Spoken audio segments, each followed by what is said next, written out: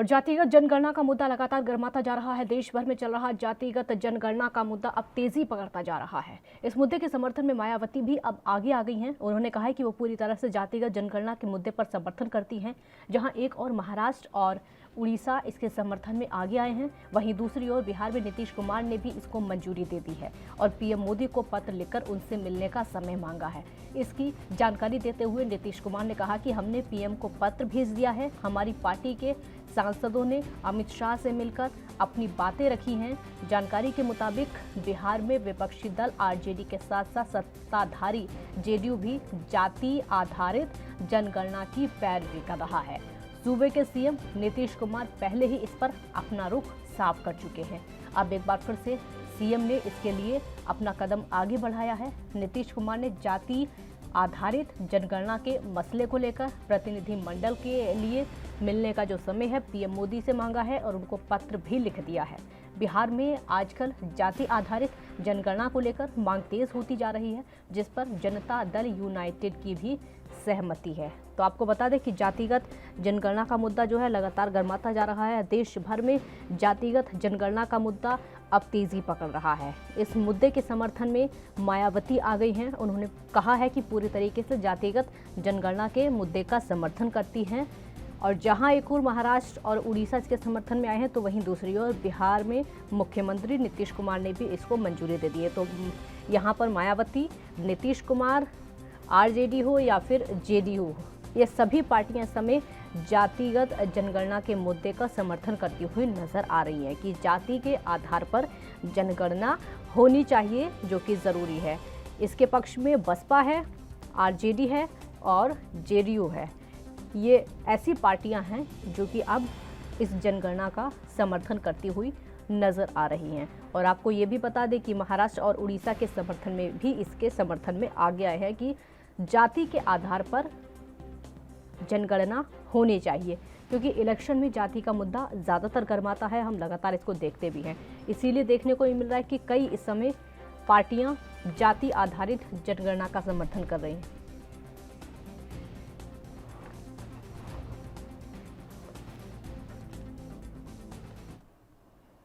और मुद्दे पर वापस आते हैं, क्योंकि जाति के आधार पर कई पार्टियां ऐसी हैं जो कि जनगणना चाहती हैं कि जनगणना होनी चाहिए जाति के आधार पर। नीतीश कुमार ऐसा चाहते हैं, जो कि इस मुद्दे पर पीएम मोदी से भी अब मुलाकात करना चाहते हैं। पत्र पीएम मोदी को लिख चुके हैं ताकि इस मुद्दे पर बातचीत हो सके। जेडीयू आरजेडी दोनों साथ साथ हैं जातिगत जनगणना के आधार पर। मायावती वो भी इसका समर्थन कर रही हैं कि जाति के आधार पर जनगणना होनी चाहिए। पीएम मोदी से मुलाकात का वक्त नीतीश कुमार ने मांगा है। गृह मंत्री से भी बातचीत हुई है जनगणना को लेकर कि जाति के आधार पर जनगणना होनी चाहिए। जातिगत जनगणना पर सियासत लगातार गर्माती जा रही है। हालांकि कई ऐसी पार्टियां हैं जो कि लगातार इस जनगणना का समर्थन करती हुई नजर आ रही है। सबसे बड़ी बात यह है कि बिहार में जेडीयू सत्ता में है और आरजेडी विपक्ष में है। सत्ता और विपक्ष दोनों ही पार्टियां एक ही मुद्दे का समर्थन करती हुई नजर आ रही हैं। केंद्र यहाँ से अलग है, केंद्र का रुख एकदम अलग है। सत्ता और पक्ष जब एक ही मुद्दे का समर्थन करते हुए नजर आ रहे हैं, तो जाहिर सी बात है यहाँ पर केंद्र सरकार का दखल होगा और ये मुद्दा सियासी रूप और ज़्यादा ले सकता है, क्योंकि जेडीयू और आरजेडी दोनों ही जाति पर आधार पर जनगणना चाहती हैं।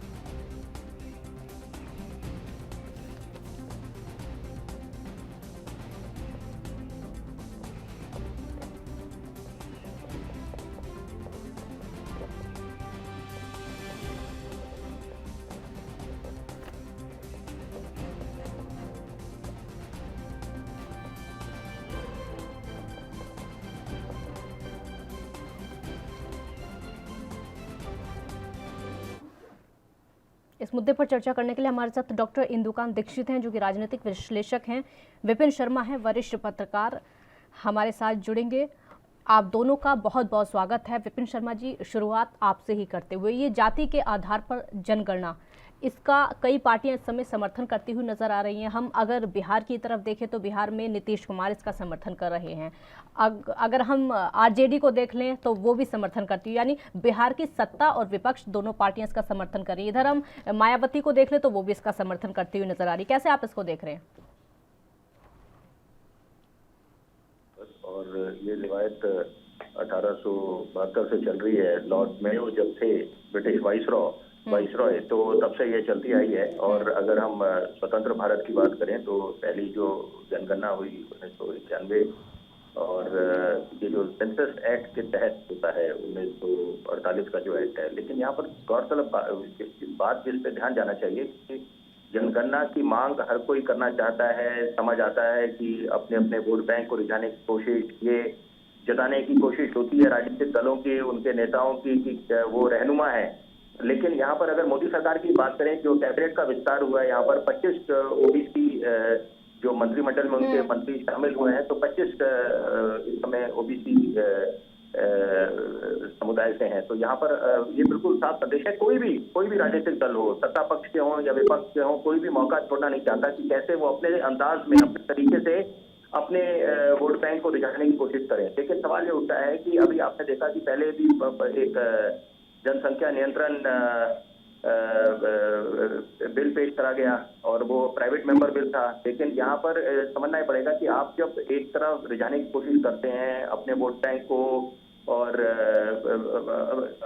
अपेक्षा ये होती है आम आदमी को कि आप विकास की बात कब करेंगे। क्योंकि अगर देखिए कि यहाँ पर हमने ये समझना 21वीं सदी है, जाति समुदाय धर्म से ऊपर उठ के विकास को तवज्जो मिलनी चाहिए। उत्तर प्रदेश के भी अगर आप चुनावों की बात करें, जो 2017 का विधानसभा का चुनाव था और 2019 का अगर उत्तर प्रदेश के संदर्भ में बात करें, लोकसभा का जो चुनाव था, तो वहां पर एक नया ट्रेंड उभर के आया है, जब लोगों ने जाति समुदाय धर्म उससे ऊपर उठकर अपना बेशकीमती वोट विकास को दिया। और यही होना भी चाहिए। क्योंकि यहाँ पर अगर हम ये समझें कि अभी भी हम लोग आपस में जाति धर्म समुदाय में बट के रहें, तो ये बात देखिए, इससे आप देश को कैसे आगे, जो एक प्रधानमंत्री का भी सपना है, हर एक देशवासी का सपना है कि हम अपने देश को एक सुपर पावर देखें। लाल किले की पवित्र प्राचीर से प्रधानमंत्री ने अपना एक सपना साझा करा था कि आने वाले वक्त में हम लोग बिल्कुल प्रतिबद्ध हैं कि हम लोग हिंदुस्तान की इकोनॉमी को $5 ट्रिलियन बनाएंगे। तो यहाँ पर यह समझना पड़ेगा कि आप उसको इंक्लूसिव राजनीति करते हैं कि सबको आप चाहते हैं कि सबका विकास हो। लेकिन यहाँ पर मेरिट को भी तवज्जो मिलनी चाहिए, विकास को भी तवज्जो मिलनी चाहिए। और आप करें बिल्कुल, जो जितने भी आपको लगता है कि जो जिनका विकास उद्धार अच्छे मायने में नहीं हुआ इतने सालों से, तो उनको कैसे आगे बढ़ाया जाए। लेकिन यहाँ पर अच्छा ये हो कि एक स्वर में ही आप, अगर दोनों देखिए, दोनों पहलू हैं कि आप जब एक बात करते हैं कि हर एक कोई भी दल पीछे नहीं हटता। मैंने तो एनडीए सरकार की बात करी, उन्होंने भी कई मंत्री और बोला भी, देखिए नारा भी दिया कि अभी ओबीसी की सरकार है, महिलाओं की भी सरकार है, प्रोफेशनल्स की भी सरकार है। तो अच्छी बात है, अच्छा संदेश है, सबका उद्धार होना चाहिए। लेकिन यहाँ पर यह है कि आप एक दूसरे, ये भी आप बात बिल्कुल साफ कर लीजिए, इनको शोभा देगा और एक आम आदमी को उनके कान तरसते हैं सुनने के लिए कि कब विकास का रोड मैप वो साझा करेंगे नेता लोग। और जब चुनावी भाषणों में भी जब जाते हैं, बड़े बड़े वायदे होते हैं, संकल्प पत्र दिखा के बातें करी जाती हैं, और वो लोग क्या समझेंगे, जुमलेबाजी है सिर्फ महज कि जैसे ही परिणाम आते हैं उसके बाद अगर आपके हित में परिणाम नहीं आए तो वहां पर आप ईवीएम पे ठीकरा फोड़ना शुरू करते हैं। बहुत आसान तरीका है। तो यहाँ पर समझना पड़ेगा कि देश को अगर आपने विकास की गति को तेज करना है, देश को सही मामले में आपने एक विश्व अंतर्राष्ट्रीय पटल पे एक आगे ले जाना है, तो यहाँ पर मेरिट और विकास को तवज्जो मिलनी चाहिए। जी बिल्कुल, विकास को तवज्जो मिलनी चाहिए। इंदुकांत जी, सवाल मेरा आपसे होगा, यहाँ पर विकास को तवज्जो ना देते हुए, या फिर हम संसद का हाल देख रहे हैं किस तरीके से रोजाना हंगामा हो रहा है, उस पर ध्यान नहीं दिया जाता है। तमाम ऐसे देश के मुद्दे हैं उन पर ध्यान नहीं दिया जाता है, लेकिन जाति के आधार पर जनगणना होनी चाहिए। देखिए काजल जी, शर्मा साहब ने बिल्कुल ठीक कहा कि ये राजनीति का मुद्दा है। और जब देखिए किसी राजनीतिक दल को राजनीति करनी होती है, चुनाव में जाने की बात होती है, तो वो इस ढंग के मुद्दे उठाते हैं। और वो आमतौर पे आप देखेंगे कि जब शासन चल रहा है, चुनाव दूर हैं, तो इस ढंग की चर्चा नहीं करते हैं। आप देखें, आजादी के बाद भी भारत के संविधान में जब व्यवस्था की गई थी SC/ST के लिए आरक्षण की, तो संविधान निर्माताओं ने ये कहा था कि ये व्यवस्था स्थायी नहीं होनी चाहिए, ये सिर्फ 10 वर्ष के लिए किया जा रहा है और एक अस्थायी व्यवस्था है। आप देखें 370 की अस्थायी व्यवस्था थी संविधान में, उसको इसी सरकार ने, मोदी गवर्नमेंट ने किस तरह से 5 अगस्त 2019 को भी 2 वर्ष पहले इसको हटा दिया, क्योंकि ये अस्थायी व्यवस्था थी, एक तात्कालिक व्यवस्था किसी ने अपने दिमाग लगा के अपने विचार से किया था। उसी तरह से लेकिन आप देखिए आरक्षण और जाति, क्योंकि हमारे देश में राजनीति का एक ध्रुव बन गया। इसी को लेकर लोग राजनीति करने लग गए, इन्हीं को लेकर के चीजों को लोग आगे बढ़ने लग गए और लोगों को ये लगा कि ये करके हम अपनी चीजों को आगे बढ़ा सकते हैं, अपनी राजनीति को चमका सकते हैं। इसीलिए आप देखेंगे कि जो भी राजनीतिक दल जिनका बेस, जिनका आधार कहीं न कहीं आपकी बात पूरी करेंगे, एक छोटे से ब्रेक के लिए यहाँ पर रुकना होगा, जल्द हाजिर होंगे।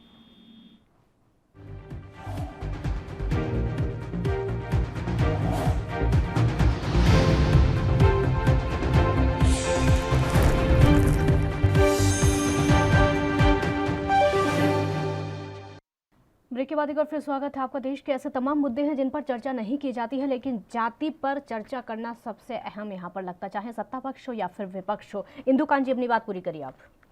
मैं ये कह रहा था कि जिन राजनीतिक दलों का पूरा आधार जाति के आधार पे है, उनके राजनीति का बेस मूल जाति है या जातिगत समाज में विद्वेष पैदा करके राजनीति करना जानते हैं, उसी के आधार पर वोट बैंक बनाते हैं।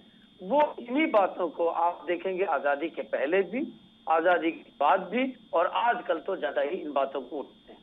आपको उदाहरण, हमारे उत्तर प्रदेश में समाजवादी पार्टी, इन्होंने एक तय कर रखा है कि हमारा मूल वोट बैंक यादव है और मुस्लिम है। तो वो जब भी आप देखेंगे कि उनकी राजनीति की जो बातचीतें होगी वो हमेशा इसी चश्मे से होंगी कि कहाँ पे वो मुस्लिम के पक्षधर होकर दिखें और कहाँ पे वो यादव के पक्षधर होकर दिखें। आपको याद होगा कि जब लालू प्रसाद यादव आरजेडी बिहार की राजनीति में हावी थे और वहां मुख्यमंत्री बने, तो उन्होंने एक सिद्धांत बनाया था, MY समीकरण, बड़ा प्रसिद्ध हुआ, मुस्लिम यादव समीकरण, क्योंकि उन्होंने ये देखा कैलकुलेट करके कि इन दो राजनीतिक जातियों को अगर समीकरण को जोड़ दिया जाए तो अर्थमेटिक जोड़ करके, क्योंकि उनको ये पता था कि हमारे राज्य में जो वोटिंग का पैटर्न है वो जाति आधारित है, हमारी पार्टी जाति आधारित है। हाँ। तो अगर इन दो, एक मुस्लिम कम्युनिटी को और एक यादव कम्युनिटी को अगर जोड़ देंगे तो उनको हराना मुश्किल है, क्योंकि बाकी पार्टियों में बिल्कुल वोट बैंक डिसइंटीग्रेटेड है, पटे हुए हैं। अब आप देखें बिहार की राजनीति में एक बड़ी बात आपने शुरुआती दौर में ही कहा कि सत्ता पक्ष में है नीतीश कुमार सीएम है, वो भी जातिगत जनगणना की बात कर रहे हैं और आरजेडी के लोग भी कर रहे हैं। क्यों?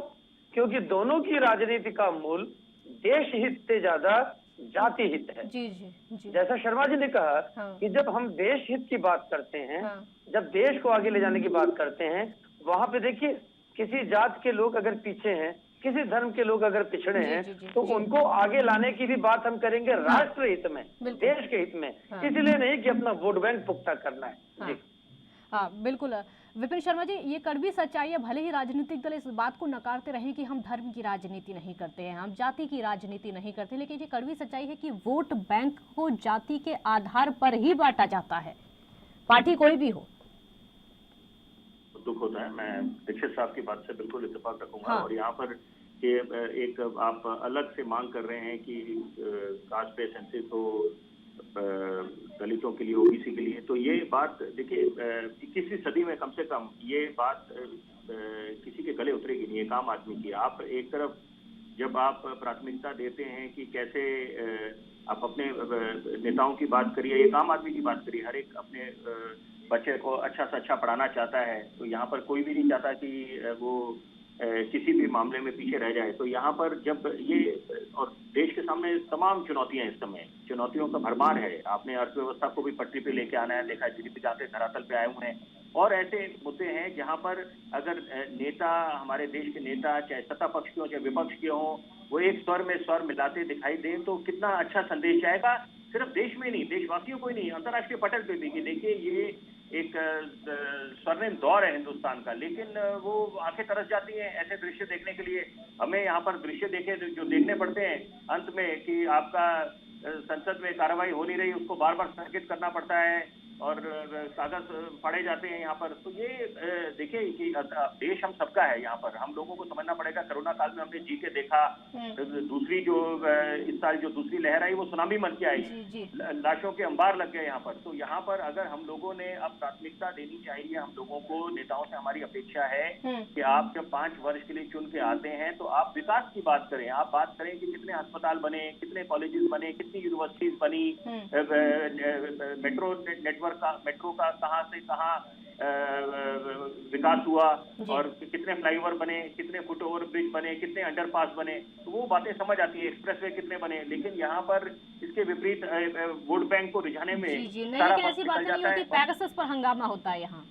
पेगासस पे देखिए, पेगासस पे वो निश्चित बात है, लोग विपक्ष को हक है कि यहाँ पर अगर अंदेशा जताया जा रहा है कि पेगासस स्पाईवेयर से हैकिंग हुई है, स्नूपिंग चल रही है यहाँ पर, तो वो बिल्कुल ठीक है। और अब तो मामला माननीय सर्वोच्च न्यायालय के संज्ञान में ले लिया है यहाँ पर, तो वहाँ पर जो फैसला देंगे उसको सर्वोपरि मानना पड़ेगा। तो वहाँ पर कम से कम ये अपेक्षा करी जाएगी कि वहाँ पर राजनीति थम जाए और संसद की कार्रवाई चलती रहे, क्योंकि एक आम आदमी का कितना नुकसान है जो अपना कर देता है, तो करोड़ों रुपए का नुकसान है यहाँ पर। उस दिशा में किसकी सोच जा रही है, किन नेताओं की जा रही है, कौन जिम्मेदारी लेगा कि आपस में एक दूसरे पे ठीकरा फोड़ने में वक्त गुजार देते हैं। आरोप प्रत्यारोप का दौर थमने का नाम नहीं लेता। तो यहाँ पर अब किसी सदी है समझना पड़ेगा, चाहे यूपी हो, बिहार हो, केरल हो, महाराष्ट्र हो, सभी अभिन्न हिस्सा है हिंदुस्तान के। यहाँ पर इतने सालों से हमने देखा कि कश्मीर जो धरती का स्वर्ग कहलाता था, वहाँ पर क्या होता था, वहाँ पर पर्यटक जाते थे, वहाँ पर क्या किसका विकास हुआ, वहाँ का एक युवा जो था वो गुमराह हो गया था, अपनी फौज को दुश्मन समझ बैठा था, बन गया था। तो वहाँ पर किसने आवाज उठाई? पाकिस्तान में मंदिर पे हमला होता है, वहाँ पर कहाँ हम नेताओं को देख रहे हैं? विपक्ष के नेताओं की बात करें, कईयों ने करा होगा, मैं सबको एक साथ नहीं बोलूंगा, कटघरे में नहीं खड़ा कर सकते, लेकिन वहां पर एक स्वर में स्वर मिलाते देखे आपको कहाँ दिखाई दे रहे हैं जो ये दुहाई देते हैं कि अल्पसंख्यक हिंदुस्तान में महफूज नहीं है। ये क्यों हम भूल जाते हैं कि अगर पूरे विश्व में अल्पसंख्यक कहीं महफूज है, सुरक्षित है, तो वो हमारे महान देश हिंदुस्तान में है। तो ये बातें, धारणा भी बहुत बड़ी बात होती है, परसेप्शन, कि हम हिंदुस्तान के बारे में हम कैसी धारणा बनाते हैं। अंतर्राष्ट्रीय मीडिया की बात करें, वो तो गिद्ध मीडिया है, वो तो मौके की तलाश में रहते हैं कि कैसे हिंदुस्तान की छवि को धूमिल करे, किसको हक बनता है, चाहे वो कनाडा के जस्टिस भी हो। हमारे अंदरूनी मामलों में दखल देने का किसी को हक नहीं है यहाँ पर। तो यहाँ पर अब अपेक्षा जी बिल्कुल। और इसी चीज़ से पता चलता है कि आप जिस थाली में खाते हैं उसी में छेद करते हैं। इन्हीं बयानों से साफ हो जाता है और पता भी चलता है। डॉक्टर इंदुकांत, अगर हम सिर्फ बिहार के परिप्रेक्ष्य में देखें, सिर्फ बिहार को लेकर इस बयान के पीछे, इस समर्थन के पीछे क्या लग रहा है आपको? दो चीजें मैं कहना चाहूंगा। बिहार के बारे में आने के पहले एक चीज मैं कह दूं कि जो संसद में स्थितियां चल रही है पेगासस को लेकर और बाकी मुद्दों को लेकर, इसके पीछे हम मीडिया के लोग भी जिम्मेदार हैं और काफी हद तक जिम्मेदार हैं। क्योंकि कोई स्वस्थ चर्चा करता है किसी विधायिका में तो वो न्यूज नहीं बनता है, कोई कपड़े फाड़ देता है, कुर्सी पटक देता है तो वो हेडलाइन बन जाती है। तो लोग हेडलाइन में आना चाहते हैं। नेता बेचारे को क्या है, छपास का रोग होता है। अगर उसको चर्चा किया, उसने 1 घंटे तैयारी करके भाषण दिया, लोगों के हित की बात की, तो वो चर्चा में नहीं आएगा। कुर्ता फाड़ करके, टेबल पे चढ़ करके, स्पीकर की बेइज्जती कर कागज फाड़ करके आता है तो हम उसको दिखाते हैं। ये जिस दिन हम बंद कर देंगे उस दिन ये प्रवृत्ति भी नेताओं की रुक जाएगी, बंद हो जाएगी।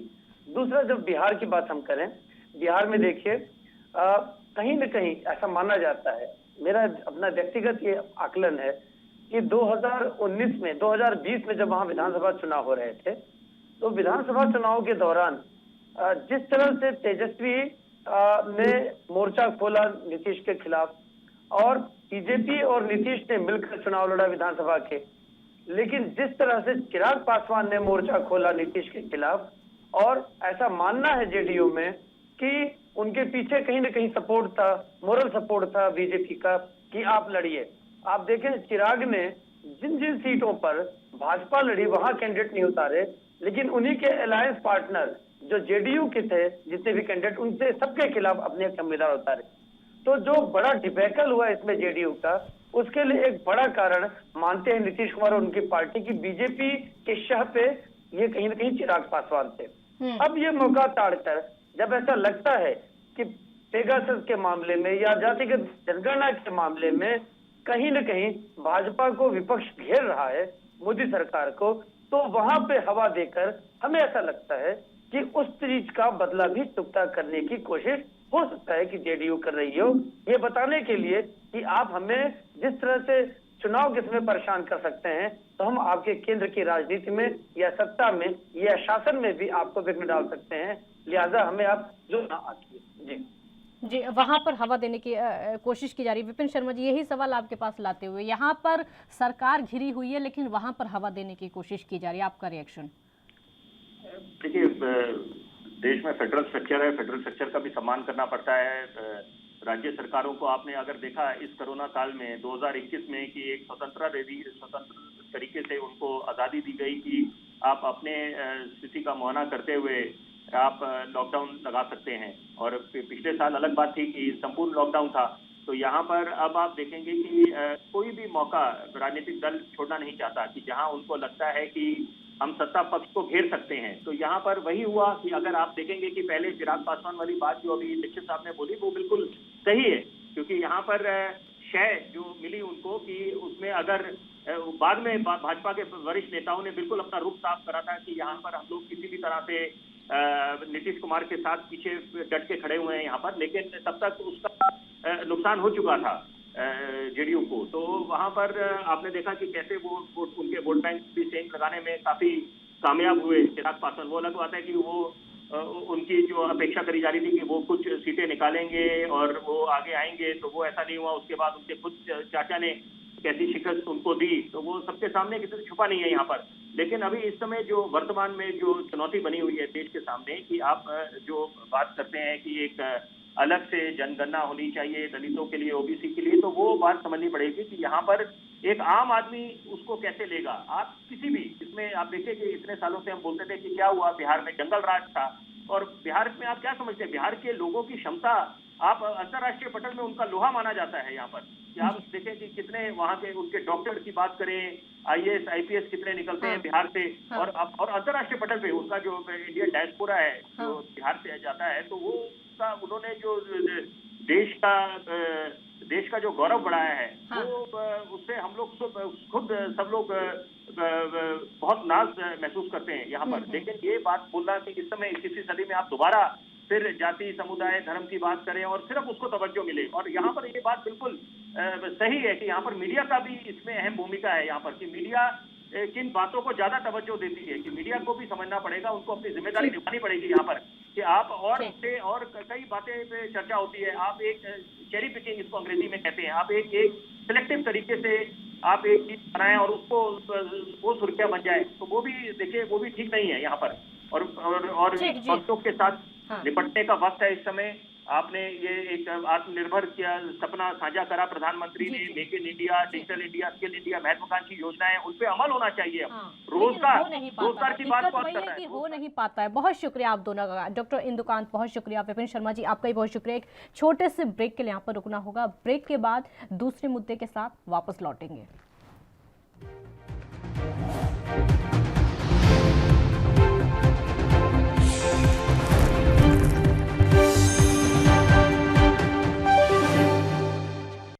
ब्रेक के बाद एक बार फिर स्वागत है आपका। राहुल गांधी किसानों के बीच पहुंचे हैं, लाइव तस्वीरें आपको दिखाते हैं। देश की हालत ये है जे कोई लोकतंत्र ढंग नाल आवाज उठाउंदा है तां ईडी सीबीआई ਅਤੇ ਹੋਰ ਕੇਂਦਰ ਦੀਆਂ ਏਜੰਸੀਆਂ ਤੋਂ ਡਰਾਇਆ ਜਾਂਦਾ ਹੈ। ਜੇ ਕੋਈ ਮਜ਼ਲੂਮਾਂ ਦੀ ਆਵਾਜ਼ ਉਠਾਉਂਦਾ ਹੈ ਉਸ ਨੂੰ Sir, what's the message of coming over here? All the opposition party leaders. The members of parliament and leaders of opposition parties in Lok Sabha and Rajya Sabha came from parliament to Jantar Mandar to express our solidarity of the agitating farmers in the country. So when the parliament और मुद्दे पर वापस आते हैं, क्योंकि बंगाल में corona संकट के बीच में फिर से सीएम ममता बनर्जी की मुश्किलें बढ़ती नजर आ रही हैं। जानकारी के मुताबिक टीएमसी का एक प्रतिनिधिमंडल राज्यों में उपचुनाव कराने की मांग को लेकर आज निर्वाचन आयोग से मुलाकात कर रहा है। पश्चिम बंगाल में 7 सीटों पर उपचुनाव होने हैं और माना यह जा रहा है कि खुद ममता बनर्जी भी भवानीपुर से चुनाव लड़ सकती हैं। ममता बनर्जी नंदीग्राम सीट से चुनाव लड़ी थी, जिसमें उन्हें सहयोगी से प्रतिद्वंदी बने बीजेपी नेता शुभेंदु अधिकारी ने मामूली अंतर से हरा दिया था। ममता बनर्जी हार के बाद से सीएम बनी और आपको ये बता दें कि उनको सीएम बने रहने के लिए 6 महीने में चुनाव जीतना ही होगा। इसीलिए पश्चिम बंगाल विधानसभा चुनाव में टीएमसी को राज्य की 294 सदस्य विधानसभा में 213 सीटों पर जीत मिली थी। ममता बनर्जी लगातार तीसरी बार राज्य की सीएम बनी। आपको ये भी बता दें कि संविधान के आर्टिकल 164 के मुताबिक अगर कोई व्यक्ति विधायक और सांसद नहीं है तो वो मंत्री पद पर आसीन होता है, तो उसके लिए 6 महीने में विधानसभा, विधान परिषद या फिर संसद के दोनों सदनों में से किसी एक सदन का सदस्य होना अनिवार्य है। अगर मंत्री ऐसा नहीं कर पाता है तो 6 महीने के बाद वो पद पर नहीं बना रह सकता। वहीं ममता बनर्जी को सीएम पद पर बने रहने के लिए 4 नवंबर तक विधायक बनना ही होगा। वहीं दूसरी तरफ बीजेपी चुनाव कराने के पक्ष में नहीं है। बंगाल में विपक्ष के नेता शुभेंदु अधिकारी ने कहा कि जब बंगाल में कोरोना के बढ़ते मामलों को देखते हुए ट्रेन तक चलाने की अनुमति नहीं दी जा रही है तो ऐसे में उपचुनाव भी नहीं होने देना चाहिए। वहीं चुनाव आयोग चुनाव कराने के लिए तीसरी लहर के असर का आकलन करना चाहता है। टीएमसी नेताओं का कहना है कि जब राज्य में रोजाना 20,000 से ज्यादा मामले आ रहे थे तब भी राज्य में चुनाव हुए, जबकि अब सिर्फ 1,000 के करीब मामले सामने आ रहे हैं। दूसरी लहर जिस तरीके से चल रही थी बहुत ज़्यादा खतरनाक थी। दूसरी तरफ इससे पहले जुलाई में मध्य में सुखेंदु शेखर और महुआ मोइत्रा समेत टीएमसी के एक प्रतिनिधि मंडल ने इस मांग को लेकर दिल्ली में चुनाव आयोग का दरवाज़ा खटखटाया था। लेकिन अब दिक्कत ये है कि टीएमसी चाहती है उपचुनाव हो, लेकिन बीजेपी चाहती है कि उपचुनाव ना हो। बीजेपी यहाँ पर मौका देखना चाहती है कि अगर उपचुनाव नहीं होता है तो ममता बनर्जी का सीएम पद खाली हो जाएगा और बीजेपी को सरकार तोड़ने का मौका मिलेगा, अपनी सरकार बनाने का भी मौका मिलेगा।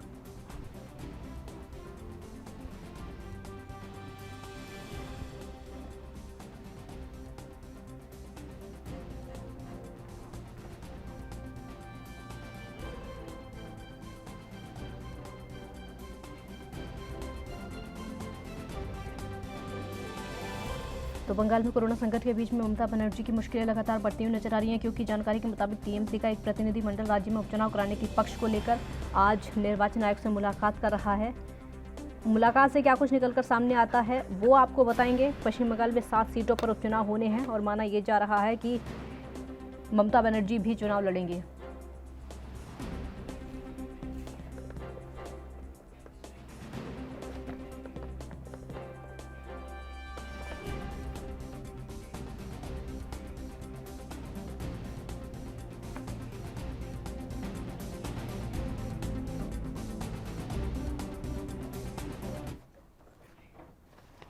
इस मुद्दे पर चर्चा करने के लिए हमारे साथ कैप्टन आई सिंह बीजेपी का पक्ष रखेंगे। बहुत स्वागत है कैप्टन आई सिंह आपका। संजय चक्रवर्ती टीएमसी का पक्ष रखेंगे। आप दोनों का बहुत बहुत स्वागत है।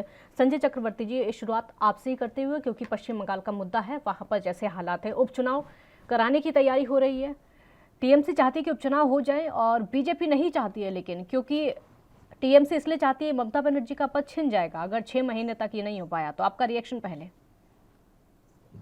पहली बात तो ये है कि हमारे यहाँ पे मुख्यमंत्री कोई बहुत बड़ा मुद्दा नहीं है। मुद्दा ये है कि ये एक लोकतंत्र है। लोकतंत्र में जब 20-20 हजार केसेस आ रहे थे तो तब जो है चुनाव होते रहे, और जब उत्तर प्रदेश में भयानक रूप से महामारी फैली हुई थी आपके, उसके बावजूद जो है चुनाव हो गए, पंचायत चुनाव हुए, ठीक है ना। जबकि इतनी मौतें हुई थी उस समय उत्तर प्रदेश में कि बालू में दबा दी गई थी लाशों को, लेकिन पंचायत चुनाव हाईकोर्ट के आदेशों के बावजूद भी है चुनाव हुए। लेकिन आज जो है सिर्फ और सिर्फ बीजेपी का ये डर है कि वो इस उपचुनाव को करवाना नहीं चाहती है। वो चाहती है किसी भी तरीके से जो है वो टले, नवंबर तक टल जाए और ममता दीदी के लिए मुश्किलें खड़ी कर जाए। तो मैं उनको आज बता देता हूँ कि ऐसी कोई बात नहीं है। आप जितनी भी कोशिश कर लें, लोकतंत्र का गला घट नहीं सकते हैं। आप लोग उसके लिए जो है कहीं किसी के दरवाजे पे खटखटाना पड़े, चाहे हाईकोर्ट या सुप्रीम कोर्ट का दरवाजा खटखटाना पड़ेगा, हम लोग तो खटखटाएंगे और हम लोकतंत्र के लिए कुछ भी करने को तैयार हैं। जी कैप्टन आई सिंह, आप लोग क्यों नहीं चाहते, बीजेपी क्यों नहीं चाहती है कि उपचुनाव पश्चिम बंगाल में हो? क्यों नहीं चाहते आप लोग? काजल जी, जिस तरह से ये टीएमसी के वक्ता कह रहे, शायद यह बिल्कुल ही इन्हें जानकारी नहीं है राजनीति की या संविधान की, कि चुनाव आयोग कराता है, ना कि बीजेपी कराती है। उस टाइम भी जो हवाला दे रहे थे कि उस टाइम चुनाव हुआ, कोरोना फैला, तो उस टाइम भी चुनाव आयोग ने ही कराया था, बीजेपी ने नहीं कराया था। अगर बीजेपी ने कराया तो इन्हें नहीं लड़ना चाहिए था उस टाइम। क्यों चुनाव लड़े? लड़ना ही नहीं चाहिए, इन्हें हाथ खड़े कर देना था, हम चुनाव नहीं लड़ेंगे, बीजेपी करा रही है। बाकी तो हर काम में ये मना कर देते हैं ना कि बीजेपी का काम है। जैसे वैक्सीन के लिए मना कर दिया था कि बीजेपी की वैक्सीन है, तो इन्हें चुनाव भी मना कर देना चाहिए कि चुनाव बीजेपी करा रही है। तो इन लोगों को ये समझ में नहीं आता है कि ये कब कहाँ क्या बोलते। इनका काम सिर्फ एक बन चुका है ममता बनर्जी का, कि हमें तो सिर्फ झूठ बोलना है और बीजेपी के खिलाफ बोलना है, नरेंद्र मोदी के खिलाफ बोलना है। अरे भाई चुनाव आयोग के हाथ में ये हमारे वो कह रहे हैं कैप्टन आई सिंह, अब उनका कहना है, कैप्टन आई सिंह अब उनका कहना है कि आप लोग चाहते हैं उपचुनाव ना हो, ममता बनर्जी का पद छीन जाए और आप लोग वहां सत्ता गिराकर अपनी सत्ता बनाने की कोशिश कर लें। आती हूँ संजय जी, जवाब दीजिए captain I Singh. Captain I Singh आवाज आ रही है? हाँ, कैप्टन आई सिंह अब उनका जी उनका कहना यह है कि आप लोग चाहते हैं उपचुनाव ना हो और ममता बनर्जी का पद छिन जाए और आप लोग सरकार बना ले। काजल जी, हमारे चाहने ना चाहने से कोई मतलब नहीं है, क्योंकि चुनाव आयोग स्वतंत्र है। चुनाव आयोग किसी के दबाव में नहीं होता। चुनाव आयोग को डिसीजन जो लेना होगा कोरोना के हिसाब से वो नहीं ले। और सिर्फ एक बंगाल में ही नहीं है, ये तो और भी जगह है। हमारे उत्तर प्रदेश में भी जो सीएम जो थे उनको जो वो शायद इसीलिए इस्तीफा दे गए, उन्हें मालूम था हो सकता है कि चुनाव समय से नहीं हो पाएगा कोरोना की वजह से। तो जो कोरोना की गाइडलाइन है उसकी वजह से चुनाव आयोग चुनाव कराने के मूड में नहीं है, उसमें बीजेपी का कोई मतलब नहीं है। मगर इन्हें तो सिर्फ बीजेपी के ऊपर प्रहार करना है और झूठ बोलना है, झूठ की राजनीति करना है। अरे ममता बनर्जी जब सीएम के योग्य है ही नहीं, वो एक हमारे छोटे से कार्यकर्ता से चुनाव हार चुकी है पूरी तरह से, तो उन्हें सीएम क्यों बनाए फिर रहे हो? इसका मतलब आपकी पार्टी में कोई दूसरा सीएम के योग्य है ही नहीं। ठीक है संजय जी जवाब दीजिए। संजय जी जवाब दे रहे हैं आपका, बोलिए। देखिए, पहली बात तो चुनाव आयोग हो चाहे सीबीआई हो चाहे कुछ हो, सरकारी पोपट है पूरी तरीके से, ये सबको जानता है, सारी जनता जानती है। और कितने भी ये जो है कह ले, कोई वाद को नहीं मानने वाला है कि जिस तरीके से ये बातें आप पहले भी कहते थे संजय जी जब बंगाल इलेक्शन हुआ था, ये बातें पहले भी कहते थे।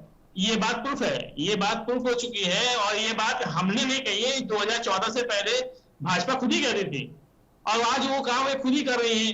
तो ये बात तो प्रूफ हो चुकी है कि जिसके हाथ में केंद्र की सरकार रहेगी वो अपने ऐसी संस्थाओं को अपने हाथ से इस्तेमाल करता रहेगा और ये कर रहे हैं। इसको स्वतंत्र संस्था है, स्वतंत्र संस्था को स्वतंत्र रूप से काम करने दिया करें, वो ज्यादा बेहतर है। तो अगर इस तरीके से चुनाव आयोग का आप मिसयूज करेंगे, आप लोकतंत्र की गला घोटेंगे, तो जनता सब देख रही है।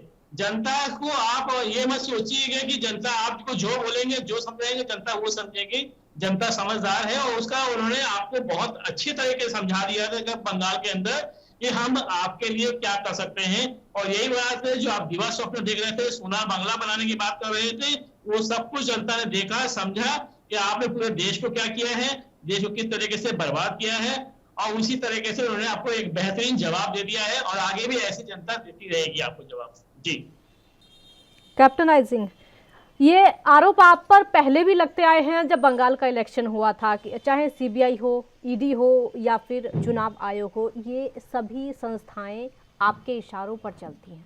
ये पहली बार आपके लिए नहीं बोला जा रहा है। ये सभी संस्थाएं, ये तो लोग झूठ बोल रहे हैं, इनका काम है झूठ बोलना और ये बोलते रहेंगे। ये हर जगह राजनीति करते हैं। आप देखिए ना, जहाँ मरी मौत होती उसमें भी ये राजनीति करते। कोरोना की महामारी में इनने राजनीति करी, वैक्सीन के ऊपर इनने राजनीति करी। ऐसा कौन सा काम है जिससे ये लोग राजनीति नहीं करते? ममता बनर्जी राजनीति नहीं करती। तो ये स्वतंत्र एजेंसियां हैं, इनके ऊपर किसी का कोई दबाव नहीं है, ये अपनी स्वतंत्रता के हिसाब से काम करती हैं। और ये खुद जो है ना इस तरह के लोग हैं। टीएमसी ऐसी एक पार्टी है जिसका बंगाल में कहीं से कहीं कोई नियम और वहां पर कोई लॉ एंड ऑर्डर नजर आते ही नहीं है। जिस तरह से वहाँ चुनाव में घटनाएं हुई, चुनाव के बाद लोग वहाँ मारे गए, उनके घर जलाए गए सीधे वहाँ सरेआम महिलाओं के साथ वहाँ बलात्कार हुआ। क्या इन्होंने उनको अभी तक न्याय दिलाया है? टीएमसी ने ये बात कर रहे स्वतंत्र एजेंसियों की, एजेंसियां दबाव में करती हैं। तो इसका मतलब पुलिस भी आपने पूरी बंगाल की दबाव में रखी है। अगर दबाव में नहीं है तो इन्होंने अभी तक उन महिलाओं के साथ बलात्कार किया है, उनके घर जलाए गए, क्या उनको न्याय दिया आपने वहाँ? और फिर सबसे बड़ी बात है काजल जी, मैं एक चीज इनसे जानना चाहता हूँ, आप क्यों ममता बनर्जी को ढो रहे हो जब वो सीएम के योग्य है ही नहीं? जो चुनाव हार चुका हो कैप्टन आईसी वो जबरदस्ती सीएम PM नहीं, बना वो रहे हो। पीएम के योग्य बनना चाहती हैं, वो पीएम के योग्य बनना चाहती हैं, 2024 का चेहरा बनना चाहती हैं। काजल जी, सपने देखने में कोई बुराई नहीं है, कोई भी देख सकता है।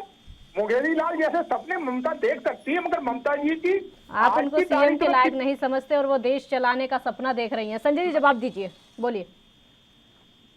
कि जितने भी बीजेपी के प्रवक्ता हैं उनका एक फेवरेट टॉपिक है इनके जो है आप उंगली कर दीजिए आंखों में तो ये भभक के जो है तुरंत हिंसा घटना भ्रष्टाचार ये फेवरेट टॉपिक है। आपने भी देखा होगा कि अगर इनको कुछ भी अगर आपने इनकी गलतियों को पकड़ा चुनाव दिया, आयोग ये आपका फेवरेट टॉपिक है। ईडी एक मिनट संजय जी मैं पहले भी आपके साथ कई बार चर्चा कर चुकी हूँ। ईडी सीबीआई और चुनाव आयोग आपका फेवरेट टॉपिक है। बोलिए ये तो थे तो जग जाहिर है, ये जग जाहिर है, लेकिन इनके पास केवल एक ही फेवरेट टॉपिक है। या बंगाल के बारे में कोई बात करो तो ये हमेशा हर चैनल में मैं डिबेट करता हूँ, जहां इनकी गलती पकड़ा दी गई तो ये तुरंत पिछला राग आलापना शुरू कर देते हैं, मुद्दों पे बात नहीं करते हैं।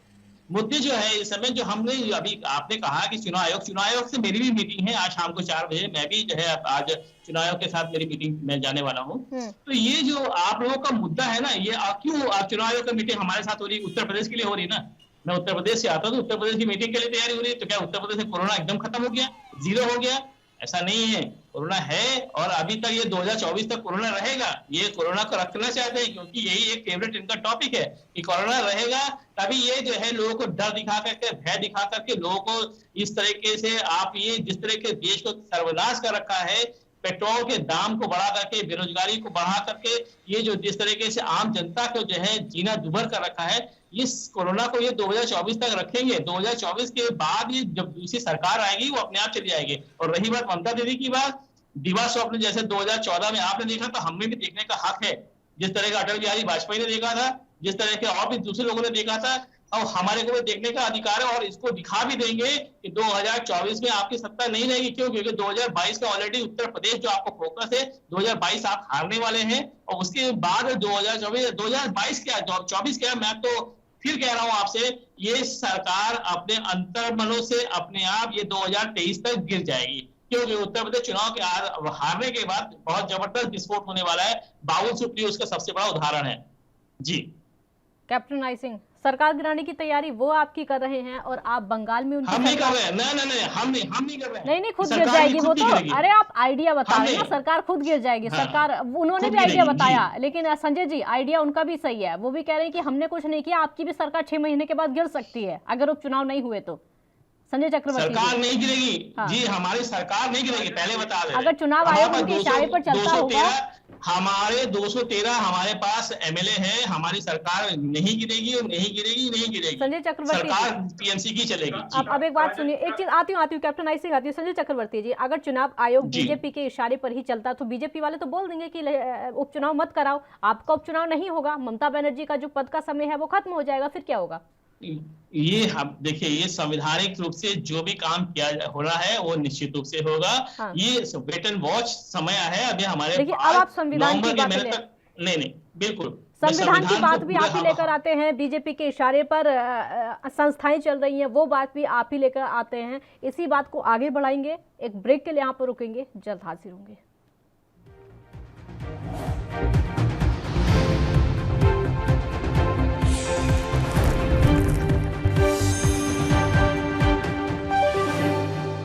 ब्रेक के बाद एक बार फिर स्वागत है आपका। कैप्टन आई सिंह, सवाल मेरा आपसे होगा क्योंकि वो कहते हैं कि ये जो संवैधानिक चीज़ें हैं ये होकर रहेंगी। एक तरफ तो आप पर ही ठीकरा फोड़ दिया जाता है कि आप अपने इशारों पर चलाते हैं, चुनाव आयोग को भी, ईडी को भी, सीबीआई को भी, दूसरी तरफ उनको संविधान भी याद आता है।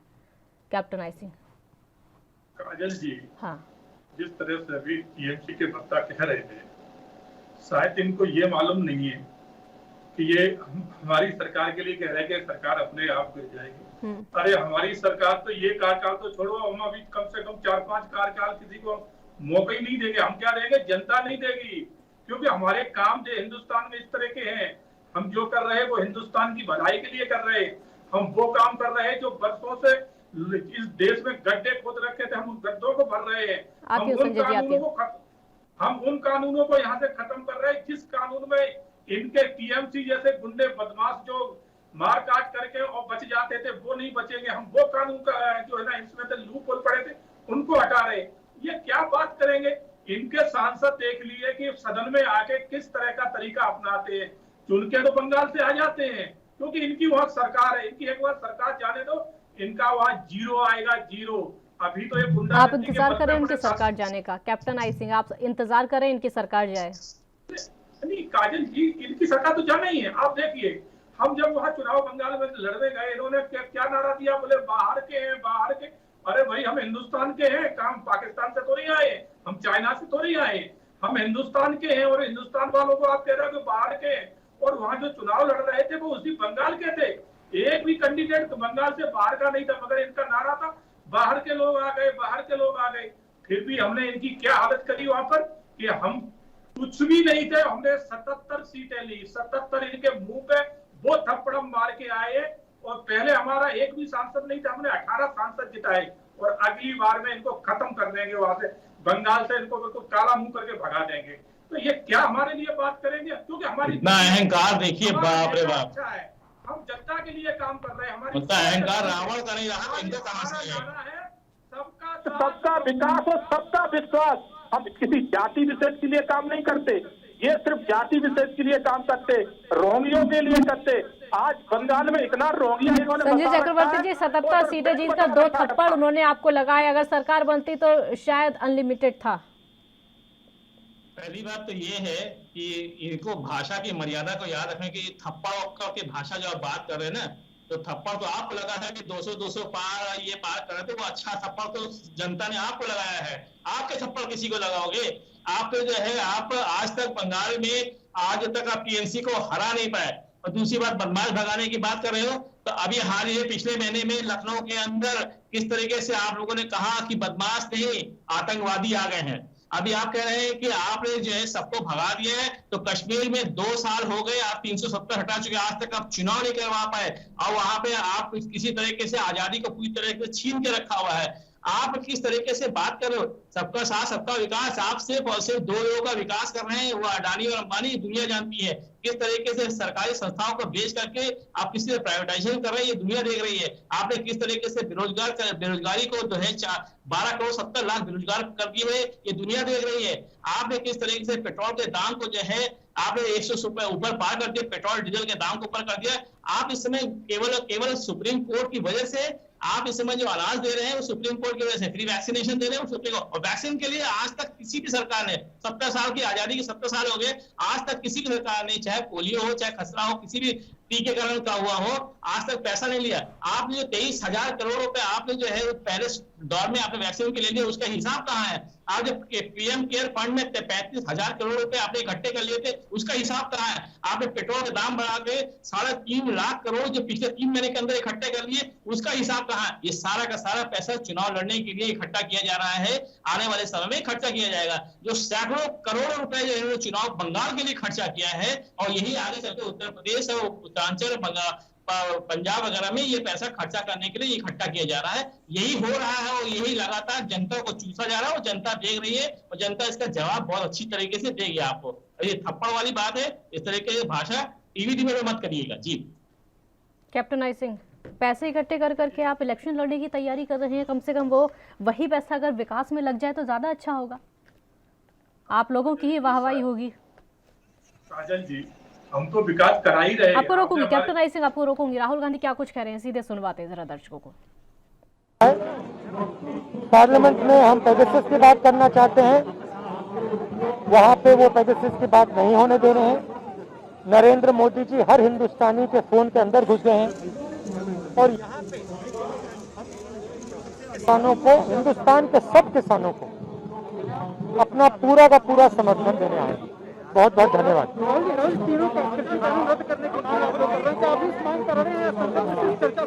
नहीं, चर्चा से कोई काम नहीं चलेगा, ये काले कानून है, इनको रद्द करना।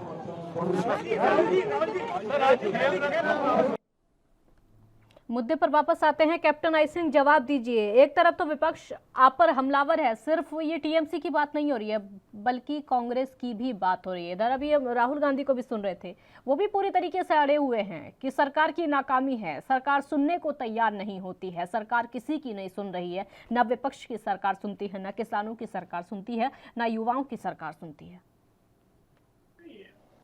काजल जी, अगर यहाँ कांग्रेस के वक्ता होते तो मैं राहुल गांधी का जवाब जरूर देता, मगर यहाँ सामने बैठे हैं टीएमसी के, तो मैं इनसे यही जानना चाहूंगा, जिस तरह से इन्होंने कहा कि पेट्रोल का पैसा जो चुनाव में लगा रहे हैं, चुनाव लड़ने में लगा, शायद इनको जानकारी नहीं है, थोड़ा इनको पढ़ के आना चाहिए कि इसका 62% जो इससे रेवेन्यू आता है वो जो है ना प्रांत की सरकारों को दिया जाता है, और प्रांत की सरकारें अपना उस पर जो लगाती है टैक्स वो अलग।